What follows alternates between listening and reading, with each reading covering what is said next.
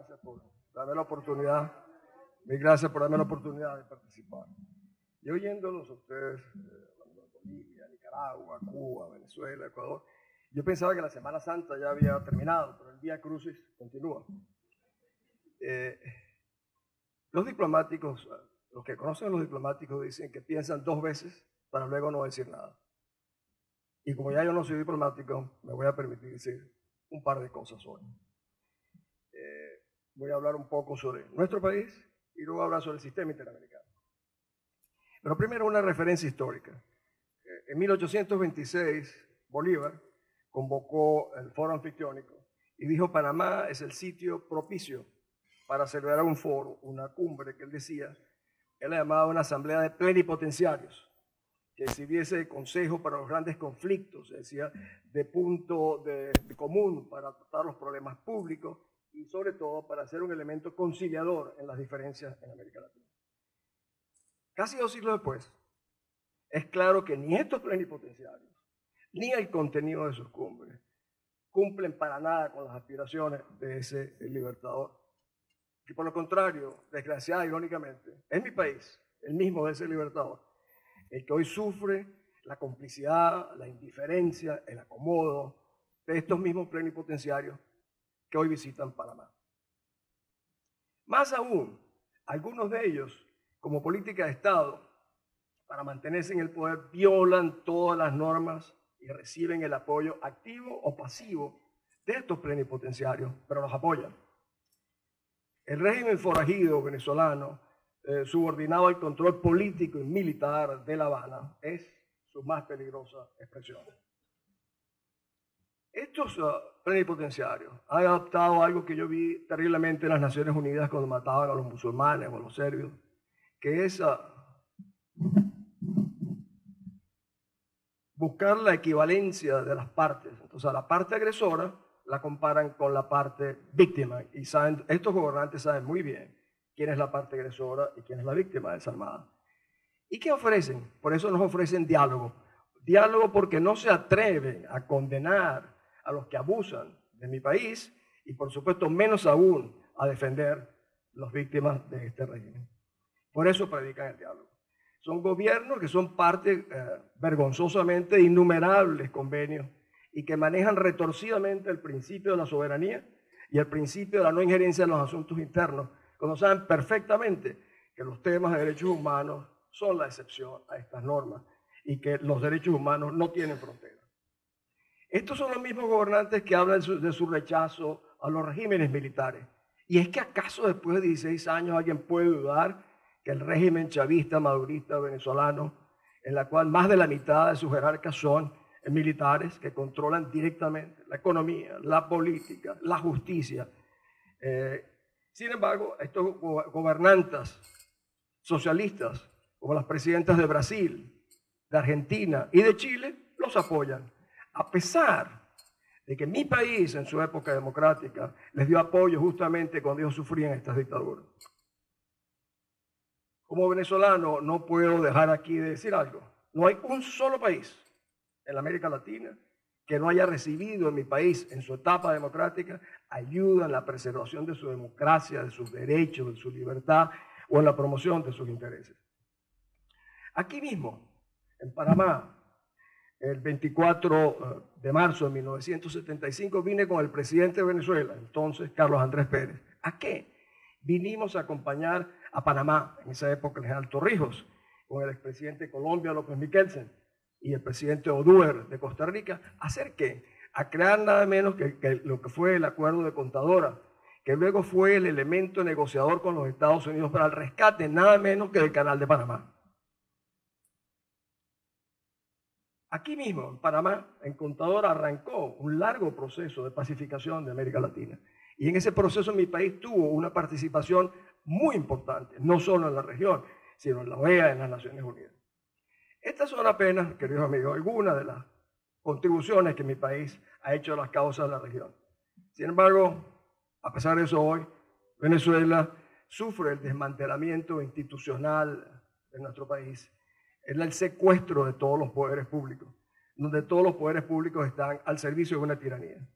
Por esta consideración, no puedo dejar de remarcar algo que me hace pensar en lo que dijo María, que solo nosotros rescatando poderes públicos, independientes, autónomos, comenzando por un poder electoral que permita un proceso justo, podremos de alguna manera rescatar la democracia. Y esta posibilidad no está para nada clara en el horizonte venezolano. Basta, les voy a citar las palabras de un general venezolano, ministro de la Defensa, cuyo nombre muy apropiadamente es Padrino. ¿Qué dijo? La Fuerza Armada es profundamente socialista, es profundamente chavista y revolucionaria. Los fascistas no volverán. Nuestro comandante supremo, único y eterno es Hugo Chávez. No lo dijo en chino, lo dijo en español.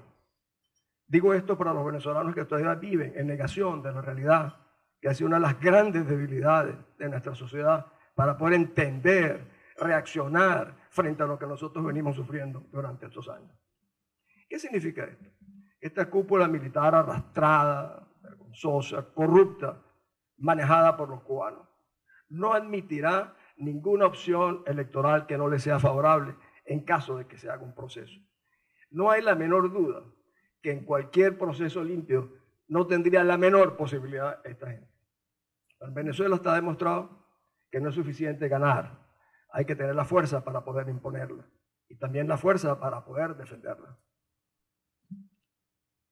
Entonces, uno se pregunta, y bueno, usted, mi hermano, entonces, ¿qué hacemos? ¿Cuál es la realidad? Un país que es casi fallido, un país donde cada 20 minutos matan una asesina en una persona, un país dividido por el odio, la promoción de la violencia, de un régimen que controla casi absolutamente los medios de comunicación, como yo pensaba en el caso de Nicaragua. Con una sociedad que no encuentra salida, que comienza un peligroso proceso de resignación y que está dejando la sangre de los jóvenes venezolanos en las calles, buscando la libertad.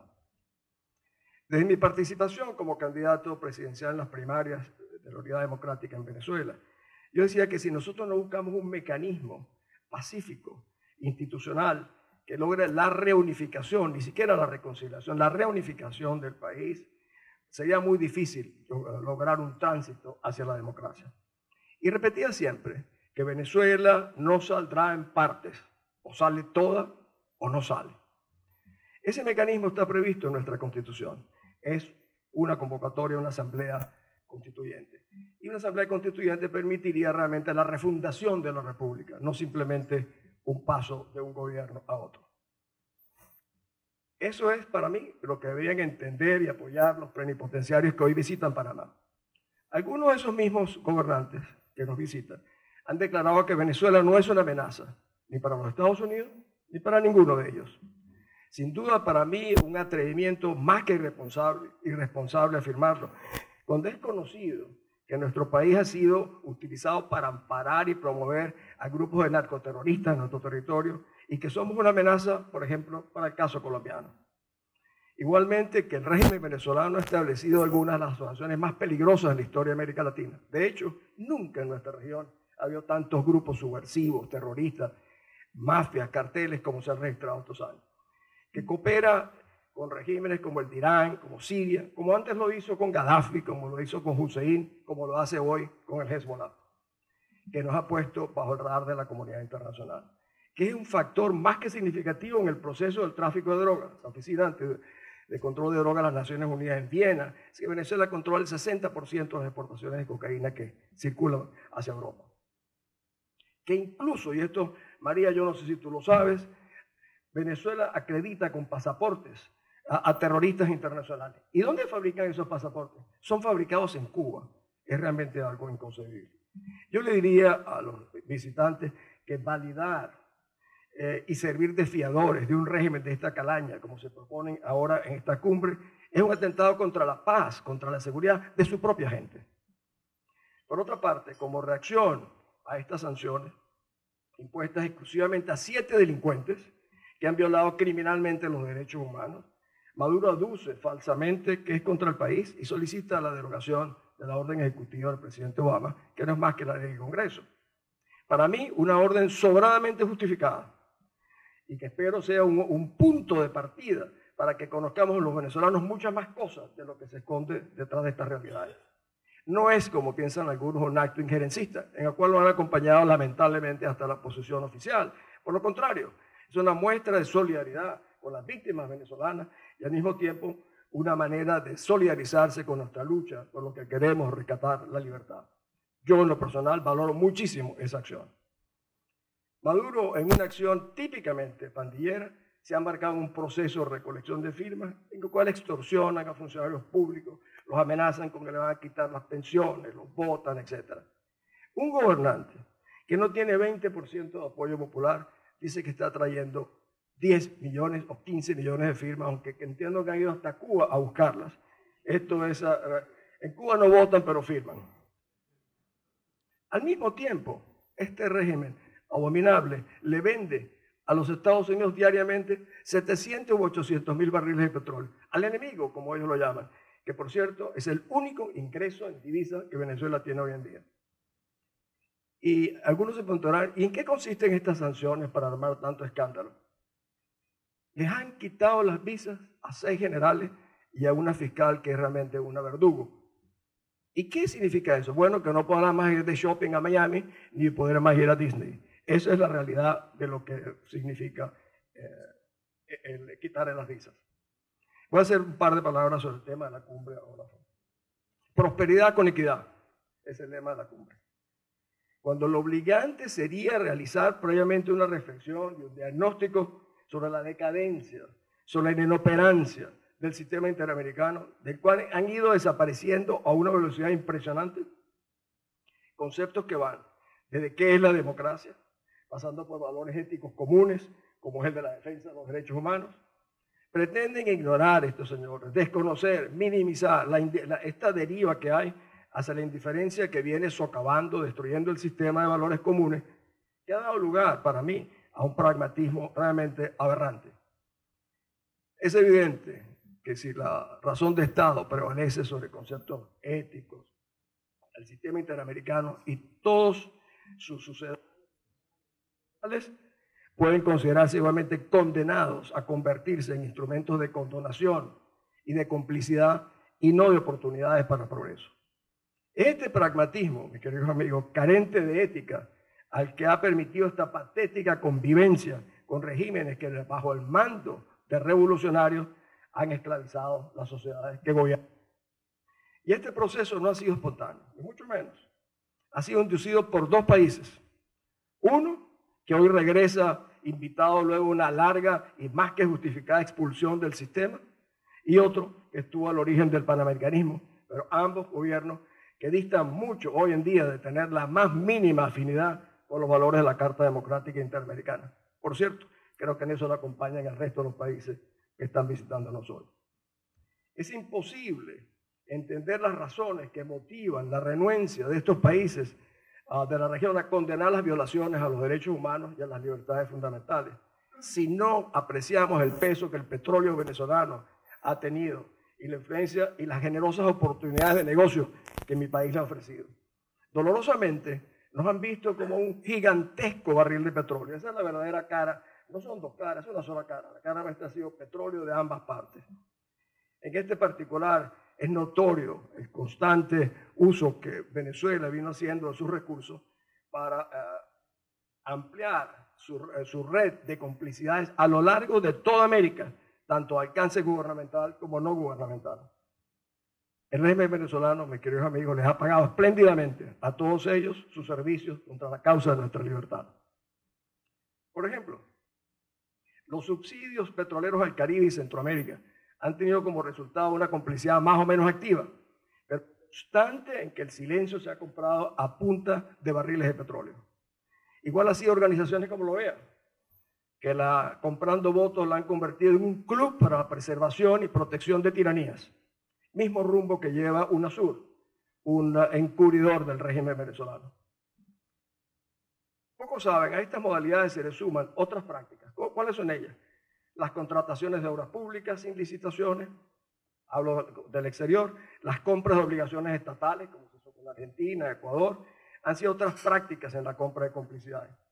Y muy efectivas con las grandes democracias del subcontinente, en especial Brasil y Argentina, que han sido los que más se han aprovechado del patrimonio venezolano sin ninguna clase de limitaciones legales que impidan todos estos negociados. Pero no nos engañemos. Las complicidades tienen también tentáculos en países como los Estados Unidos. La pasividad de este país, hasta hace muy pocas semanas, con el caso de las sanciones a estos 7 jerarcas venezolanos, yo creo que es materia digna de ser estudiada. Si bien es cierto que la actuación del chavismo en Venezuela siempre generó una preocupación en Washington al notar que la democracia venezolana estaba siendo destruida, dijeron, bueno, Chávez es un problema de los venezolanos. Pero si dejamos que Chávez deje de dar estos fondos y estos subsidios a la región, vamos a desestabilizar la región. Venezuela ha pagado el costo de la estabilidad política, económica y social de la cuenca del Caribe. O sea, ha sustituido a los Estados Unidos. De hecho, el subsidio petrolero venezolano al Caribe y Centroamérica ha sido un gran alivio político, económico para los Estados Unidos, que gracias a esto no han tenido que invertir casi $1 en ellos. La realidad es que el régimen chavista ha sido un peón de los Estados Unidos al financiar de manera más que significativa la transición cubana, según la cual, de acuerdo con la cual, la isla pudo importar los bienes, servicios y alimentos que ni siquiera Venezuela tiene. Para nuestra desgracia, mis queridos amigos, en el caso nuestro, se unieron la indiferencia latinoamericana con la conveniencia de los Estados Unidos para darle una carta blanca al chavismo en nuestro país. Esa es la verdad. Me es imposible no referirme aquí sobre los alcances de la infame política venezolana con respecto al proceso de paz en Colombia. Por una parte, parece fungiendo de amigo del proceso, pero en la práctica actuando como una aliada de la organización terrorista. Son notorios los perjuicios que esto ha traído a la paz y a la estabilidad de ese país. Pero el resultado continuo del chantaje venezolano es la tolerancia callada de la principal víctima, Colombia, al punto de aceptar sin reclamar que su principal empresa de comunicación, RCN, NT24, estén vetadas de operar en Venezuela. Pero el presidente Santos se ha superado a sí mismo. Ha dicho que Venezuela ni siquiera es una amenaza para Colombia, cuando nadie conoce mejor que él el número de muertos colombianos causados desde el territorio venezolano gracias a la promoción, la complicidad y el amparo que el régimen chavista madurista le ha dado a estos narcoterroristas. Esta cumbre, pienso en Guillermo, no debería ser, como fácilmente puede anticiparse, para consagrar el pragmatismo como el método de convivencia interamericana, que oficialice esa indiferencia generalizada hacia la violación de todos los principios éticos, políticos del sistema interamericano. Pero para que esto no sea el caso, en primer lugar, habría que denunciar con fuerza la situación prevalente en Cuba y en Venezuela, donde es triste constatar que solo a los Estados Unidos les interesa la suerte de los cubanos presos, torturados y abusados, como tampoco los nuestros. Los plenipotenciarios latinoamericanos, como los llamaba el Libertador, llegan a Panamá a celebrar la reincorporación del régimen comunista, avalando así todo su horrible historial de violaciones a los derechos humanos. Los tiene sin cuidado este asunto, con tal de que Estados Unidos y Cuba se entiendan y que los venezolanos dialoguen. Ni les interesa ni apoyan las exigencias que Estados Unidos hace a Cuba en materia de derechos humanos. Su solidaridad es con los tiranos Castro, no con el pueblo cubano. Igual que su solidaridad es con Maduro, no con nosotros los venezolanos.